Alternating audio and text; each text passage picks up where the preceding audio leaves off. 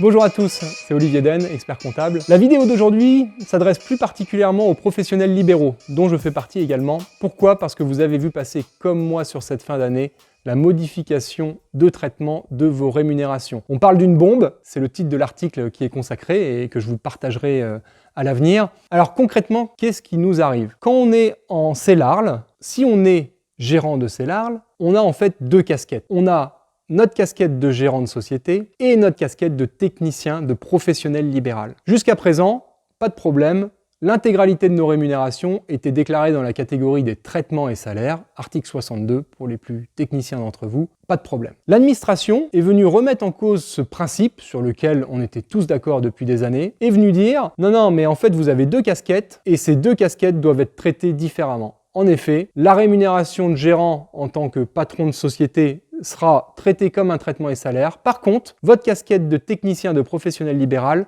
moi je vais le taxer dans la catégorie des BNC. Alors, qu'est-ce que ça change? Pour les professionnels que vous êtes, pas forcément grand-chose au quotidien. Vous allez continuer d'exercer votre profession comme vous le faites. Le problème vient surtout du côté déclaratif. En effet, on va devoir splitter, scinder votre rémunération pour voir la partie qui se rattache à la direction et la partie qui se rattache à la technique. Ça va imposer également la souscription d'une déclaration 2035, BNC pour la partie technique de votre métier, donc une immatriculation qui va se faire à l'INPI avec les dysfonctionnements qu'on connaît. Bref, une année 2024 pleine de rebondissements et de surprises. Cette réforme est un peu complexe à appréhender, à comprendre et à mettre en œuvre. C'est pour ça que je vous propose la semaine prochaine de revenir un peu en détail sur tous ces aspects. Inscrivez-vous en commentaire au webinaire qui vous sera proposé la semaine prochaine. Pour terminer, je voulais également attirer votre attention sur une autre décision qui vous concerne et qui concerne les SPFPL. Vous le savez, on a des sociétés d'exploitation CELARL parfois détenues par des SPFPL avec des remontées de dividendes. Depuis toujours, les remontées de dividendes d'une société à une autre société, bien évidemment, peuvent bénéficier du régime mère-fille et ne subissent pas de cotisations sociales. C'est logique. Les cotisations sociales, en théorie, arrivent à partir du moment où le professionnel appréhende les euros dans sa poche. Ici, vous l'aurez compris, on a une société qui verse à une autre société. Et la dernière nouveauté qui vient de sortir, ces dividendes seraient assujettis à cotisations sociales. Alors, la bombe dont on parlait, elle est là.